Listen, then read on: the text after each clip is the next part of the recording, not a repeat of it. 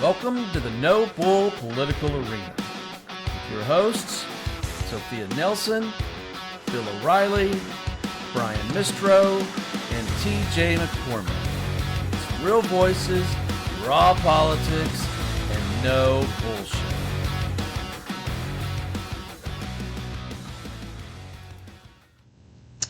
Well, hello everybody. Welcome to Thursday Thoughts.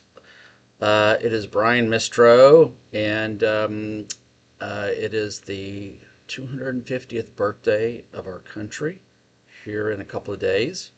And because of that, everybody and all our usual guests and all our usual hosts are traveling. So you get stuck with Brian Mistro once again on the USS Minnow. And once again, as I said last time, if you don't know what the minnow is, ask your mom and dad or ask your grandparents because they'll know. Okay. Today is a really serious subject. We're gonna deep dive it again because I think it's too important for just one Thursday Thoughts. So, what is a Thursday Thoughts for those that don't know and have not watched our show before? So the political arena is traditionally a kind of a hard-hitting, I don't want to say partisan. It's some of us are left of center, some are right of center, and we talk about the latest political news, and at least me and some others are different, but I beat up both sides, and it's a very political discussion. The Thursday Thoughts is what we do every single Thursday. And this is instead a discussion on things that we try to keep, if not apolitical, which is difficult, at least nonpartisan. In other words, not necessarily a pox on both houses, but it's something that both sides need to address and have not done well, not done at all, or have done moderately well at. And if it was moderately well at, I guarantee we would not be having this discussion tonight because tonight's discussion is government failure. So, if you watched it with me before, you know my thing. Grab yourself an adult beverage. In this case, for me, it's I think cucumbers and what is that? Parsley or something, and mint and cilantro and vodka. Wouldn't suggest it, but it's what you do and what you got. So, cheers. Grab you an adult beverage. Grab you some milk. Smoke a cigar. I don't care, but we're going to dive into it. So, cheers, friends. All right. This particular subject tonight is the reality of a terrible cliff that is facing America.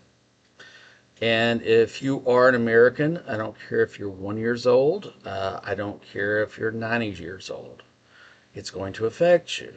I will even make the case that if you're not an American, you're a European or an Australian or living somewhere else, this is actually going to affect you because this is a pending disastrous cliff that is quickly approaching the country, United States of America, and nobody's doing anything about it. So let's start. What is this? Let me start off here. There are, and I'm going to read the slide for those that either are just listening or don't want to read it, whatever, so I'll read it. There are roughly 25.7, let's say 26 million Americans aged 75 and older, representing about 8% of the U.S. population. This specific demographic is growing rapidly as the baby boomer generation ages, with projections suggesting that the national count of residents aged 65 and older will reach over 80 million by 2040. Okay. Why does that matter? Because there is an insane cost of taking care of those that are getting older. I will. I was going to dive into a slide now in a second. I suspect that if you're an American, you have probably either directly or indirectly experienced an elderly parent or an elderly grandparent that has reached a point to where their life is slowing down a little bit and their ability to support themselves is probably plunged or plunging, and it falls to either the government or family members, right? I'm going to go ahead and jump to a couple of other slides, and then I really would like to deep dive this with a couple of personal stories that I have dealt with and am dealing with right now. And I guarantee you that many of you watching this have gone through the same thing. So if you have gone through this, leave some comments about this, because I think that your thoughts might be able to help others that are either going through this or soon will. And I also think that it adds a little bit of more ammunition for folks that are elected politicians, both in state and U.S. houses, U.S. Congress, of what's coming down the cliff. So here we go. Let me give you some numbers. And I guarantee you that if you've had an elderly parent that you're taking care of, or that your parents are taking care of, you're already going to know a lot of this. All right. Most of this stuff has come from the CBO or government sites. You're more than welcome to Google it yourself or look it up and research it. But this is the real numbers. Okay.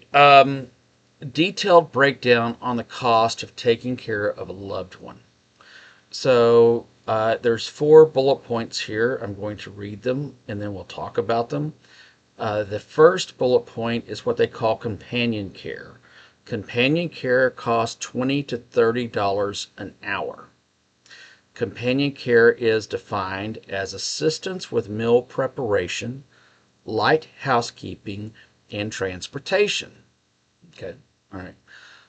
Number 2, personal care assistance is $25 to $40 an hour, and that means hands-on help with bathing, dressing, and mobility. The third bullet point is skilled nursing care, and that's $50 to $80 an hour. It's performed by licensed nurses for medication management and wound care. And I'm just going to add a little point here because they didn't put that here.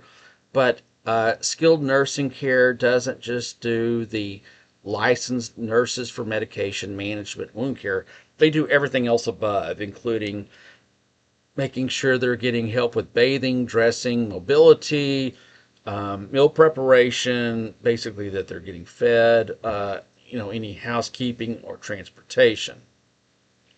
And so I want to read this next slide, and then we're going to deep dive this again. I'm going to come back to it. But this is one of the points that I'm trying to make. So around the clock, 24/7 care can exceed $18,000 monthly. Family caregivers also frequently spend out of pocket on daily expenses and home modifications. So I want to emphasize that if you have somebody that's in that second category of personal care assistance, not skilled nursing, personal care assistance can reach as high as $18,000 a month. Let me share for a moment a little bit of personal experience, and then we're going to dive back into this so everybody understands. I have a very dear friend I love to my soul. I called him my brother, and I never had a brother, but he was probably the closest one. And on his deathbed, I promised him that I would take care of his mom. And it's a promise that I'm keeping. And so his mom is not in the greatest of health. And long story short, she's brought up going into a more assisted care. She already lives in a 55 plus, but now she's talking about going up to an assisted care living. And we ran the numbers to do that, and the cost to put her in assisted care, and that would mean um, not the nursing level of $80 or whatever an hour, but somebody that will be kind of around the clock. She lives in a specific little home, or you might as well call it a mini apartment, and she has the potential or possibility of around the clock care. So that number that we've been able to come up with for her to do that was roughly $10,000 to $12,000 a month for the apartment, $4,000 to $6,000 a month for the nurse. And so if you're doing a little bit of math, we're up to $14,000 to $16,000 a month, and that doesn't include food, clothing. It doesn't include any trips. Doesn't include a car. Doesn't include Christmas presents for the grandkids.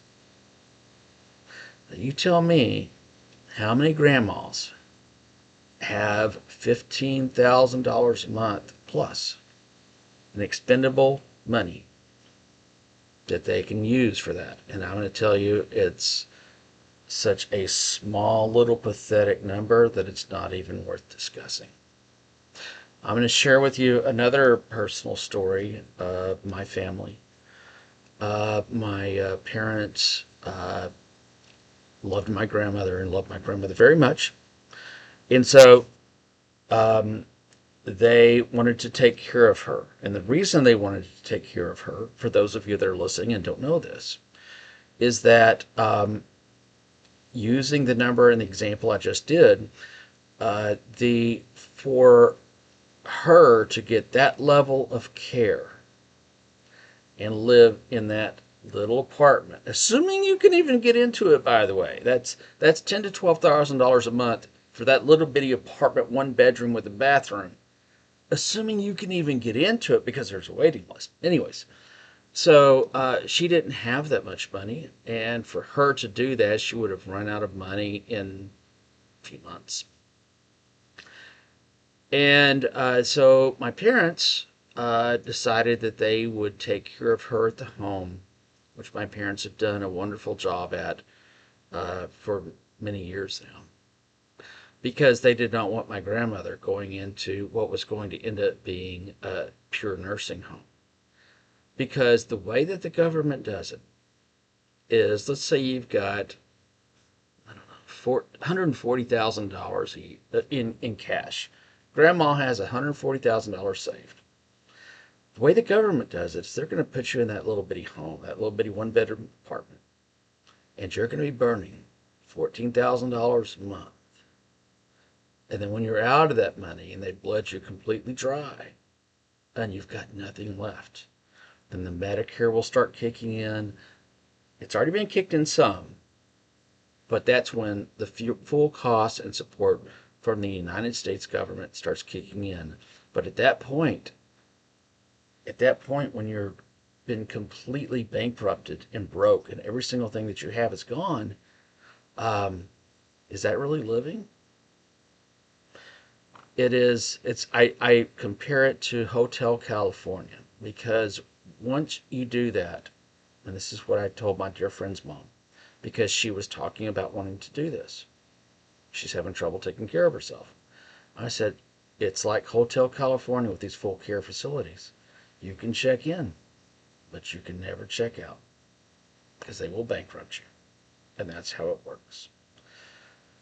If that concerns you, just hold on until the end of this discussion, because it's going to get worse and I'm going to scare the hell out of you by the end of the time that this show is done. So let's do a quick number crunch, if that's okay. I'm going to go back to this previous slide. I think it's important that everybody understands exactly how much money we're talking about to take care of one person, one person with no other expenses. So here we go. It's the same slide we had. So companion care, $20 to $30 an hour. That's somebody coming in with light meal preparations, light housekeeping, whatever. So we're going to do $25 an hour because we're going to average it. And then we're going to do that times, let's say, 8 hours a day, which is a little bit unfair. Maybe, maybe not. It could be less, could be more. And then we're going to do that times 7 days a week. And you're just going to say, wait a second, Brian, um, it's 5 days a week. No, it's not. It's 7 days a week taking care of them. It's not 5 days a week. It's not a work week. And so we're at $1,400 a week just in meal preparation, okay, making up the bed, taking the clothes, throw them in the washer, and so forth. And that equates to $73,000 a year just for that. That doesn't include room and board. That doesn't include clothes. That doesn't include the car or gas or going to see the grandparents or the grandkids. That includes nothing. That's $73,000 a year. Now hold on. We're going to go back to that slide one more time because this is important. I'm going to jump up to the personal care assistance. So personal care assistance is $25 to $40 an hour. And that's hands-on help with bathing, dressing, and mobility. In other words, grandma or granddad really can't do much anymore. They don't need somebody helping them with their medication. They can still walk to the bathroom, go to the bathroom by themselves, okay? Let me rephrase that. They can go to the bathroom, but they may need a little bit of assistance going to the bathroom. They can take their own medication. They need some assistance helping to get dressed. They need some assistance, in making their meals. And if you don't understand this, that this going to the bathroom is not an 8 to 5 job. I guarantee if you're watching this, you don't just go to the bathroom from 8 a.m. to 5 p.m. This is a round-the-clock job. We're going to skip over that for just a second because I want to make a point. So going back to the slide for 1 second, as I've done, we're going to divide because we want to be fair in this program. We're going to add $25 an hour. We're going to add $40 an hour, and we're going to divide that by 2, which is $32.50 an hour. So we're going to go on average that personal care assistance is $32.50 an hour. We're going to multiply that, which is not fair. I'm seriously undershooting this thing. I'm going to say 8 hours a day, which is bullshit because it's going to be a 24-hour-a-day job. But anyways, we're going to do that anyways. Let's pretend grandma only goes to the bathroom from 8 a.m. to 5 p.m., okay? And then we're going to multiply that times 7 days a week, okay? Once again, grandma doesn't just need help Monday through Friday. It's Sunday through Sunday. And then we're going to multiply that times 52 weeks in a year. And so now we're back up to $100,000. $94,640. And that just covers grandma 8 hours a day, having somebody to help her to the bathroom, and helping her fix her meals. No, this is not full scale giving you your medicine, everything else. So the point I'm trying to make is that taking care of grandma and granddad, just one of them, is insanely expensive. We're now at $100,000 a year, and that is the rock bottom number just to take care of grandma and granddad. That's going to get worse. You ready? Okay, so we've already talked about 18,000, and again, I'm going to go back to the slide for the last time. This is it. $18,000 a month for 24/7 care for family caregivers or somebody coming in to help take care of grandma. And that's very realistic to what I've seen. Okay, so what happens most of the time? Well, what happens is that if grandma, there's two paths. Path number one is that grandma gets lucky. She gets into a good, skilled facility that somebody helps take care of her medicine, helps her to the bathroom 24 hours a day, fixes her food for her, pays for her food for her, helps her get dressed, does everything for grandma in a very nice facility, and that's running up nearly $20,000 a month. It's honestly, folks, it's going to be more than that, but let's just pretend that, okay? So what happens is on path number one, grandma got really lucky and she got into this facility, but now she's completely bankrupt. She can never leave that facility, and you can forget really buying much of a gift for your grandkids, taking any trips, whatever. It's Hotel California. You check in, but you can't check out. The other reality, which I have seen because most of my family does not have anywhere near that kind of money that would be able to take care of them, is that you have a child that tells grandma, come live with them, and we're going to take care of you to your dying days or as best as we can. And the issue with that is that the kids that are doing that, that are taking care of grandma, her kids, they can't work now. They can't have a job. They can hardly leave the damned house. They can't get any help. So you're losing a potential person in the workforce. And in what I would consider the golden years of your life, you're taking care of grandma. And then by the time that grandma or granddad passes away or is in a facility to where you can no longer care with them, either because you don't have the time or you don't have the capability, which is number two is usually the case, then by that time, you're not far from the nursing home yourself.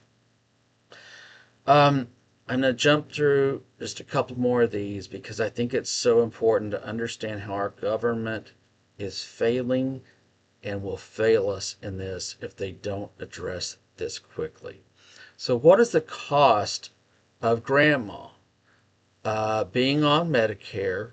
And Medicare could include, just the basic that we were talking about of, cooking her light meals and washing her clothes. And that Medicare could also include grandma being in a nursing home after they've completely bankrupted her.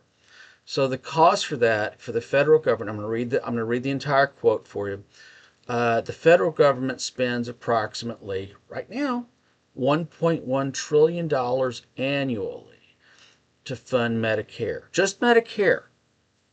This massive health program consumes roughly 13 to 14% of the entire United States federal budget and accounts for about 21% of all health care spending nationwide. You see where this is going? You don't yet. Because now I'm going to start scaring the hell out of you. The cost for taxpayers, and I'm going to read this entire quote, and I hope you will come back and pause this and read this for yourself, and I hope you will research this for yourself, because I did it multiple times, and this is dead on. So the cost per breakdown for taxpayers for Medicare. Per beneficiary cost, the federal government spends an average of $18,000 per Medicare beneficiary each year. Now remember, that $18,000 isn't for grandma sitting in a full-scale facility. That $18,000 is the average for somebody that turns 65 and doesn't need any help at all. Number two, the cost per U.S. resident cost. Now I want to say this again, because this should be underlined, quotes, italics, and everything else. The per U.S. resident, not the per taxpayer, not the per citizen, the per U.S. resident cost as a whole breaks down to $3,300 for every single person living in the United States to help take care of Medicare. The projected growth, and this is where we're going to start getting into the scary part of it, projected growth, driven by an aging population. The CBO, the Congressional Budget Office of the United States government, projects that the net Medicare spending will grow to nearly $2 trillion over the next decade. Folks, it's not going to be $2 trillion. It's going to be a hell of a lot more. Let me explain why with the next slide. And if you haven't paid attention to anything else in this broadcast, watch this one. The United States population is expected to grow by approximately 8 to 10 million people over the next decade. I'm going to read that again. The United States population is expected to grow by 8 to 10 million people over the next 10 years. Now let me flip to this other slide that we already talked about. There are roughly 25.7 million Americans aged 75 and older. This number will reach 80 million by 2040. So we're going from 25 million, and we're going from it costing, $3,800 per person that just happens to be in this country resident. And we're going to go to 25 to 80 million baby boomers that are going to be on Medicare. And yet our population is only increasing. What was the number? It was 8 to 10 million people over the next 10 years. It's not going to work. That is the equivalent of a nuclear weapon going off for our older generation and for the baby boomers. And it is even worse for our kids and our grandkids, because there's just not going to be enough of them to be able to support grandma and granddad on Medicare and being able to survive on Medicare unless they either stay home or they just give them up to go into a nursing home. And it's not only going to get bad, it's going to get terribly bad, because the only way you can pay for that is through a massive, massive increase in taxes. And what happens when you increase taxes? You decrease growth. So I don't know what the solution is. I will tell you that this is a cliff that is, we're 10 years maximum out from this cliff. And this cliff doesn't even include Social Security, which is going to go broke in about 6 years. Now, what happens when grandma and granddaddy don't even get Social Security anymore, or they only get 80% of the Social Security that they paid into? Now add that into the program, and you start seeing why this is an absolute disaster for our country, and neither party is doing anything about it, and a lot of people are going to really be hurt. Thank you for joining us for our Thursday Thoughts. Yes, you got stuck with the old Brian again today. Like I said, everybody else is out enjoying their 4th. We do have a special program tomorrow with Sophia Nelson, one of our co-hosts. She wrote a book, and she's been on all from CNN to Morning Joe to Fox and C-SPAN about her new book and how we see the next 250 years, what we've done right, what we've done wrong. So join us tomorrow at 7 o'clock p.m. Eastern to go over that book. And listen, folks, if you haven't already and you're watching this right now, you're watching it on YouTube. So please subscribe to our channel. Just subscribe to what you're watching right now. Or if you want to if you're watching it through a third-party app, then go to YouTube. Click on @NoBull Media Group. You'll see our great big beautiful bull sitting there. Subscribe, and if you like what we're doing, press like. If you've got a question, leave a question. I'd especially love to hear any comments on tonight's broadcast about how Medicare and aging family members and taking care of them has affected you. I do think we need to hit this subject again. We'll get some more people on it. We'll get some experts on it. But folks, we are headed for a nightmare scenario, and as it stands right now, I don't see a way out of it. Especially with our politicians as they are. So again, thank you for joining tonight. Appreciate it, and we will see you again tomorrow. Thank you. The No Bull Political Arena is on all major social media platforms. Make sure to give us and your host a follow. Hey everybody, this is Sophia Nelson. Follow me at I am Sophia Nelson on every one of my social media platforms. I'm Bill O'Reilly, and you can reach me at Twitter at WFBOR. Hey, this is TJ. Follow me on X or Twitter at TJ McCormack. This is Brian Mistro, and you can follow me on X at Brian_Mistro or follow along on Facebook at Brian.Mistro. A No Bull Media Group member.